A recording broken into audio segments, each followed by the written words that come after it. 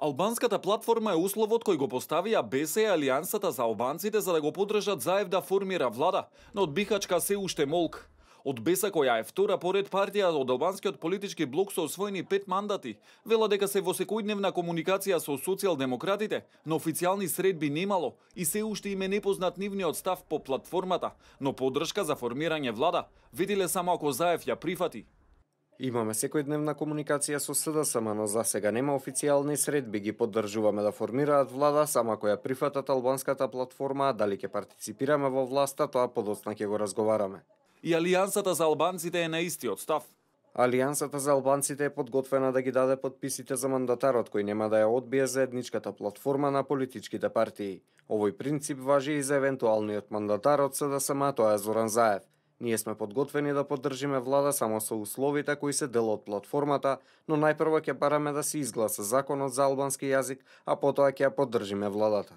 По вчерашната средба на раководството на ДУИ и СДСМ, подпредседателките на партиите не сакаа да откријат дали се разговарало за парламентарно мнозинство или формирање влада.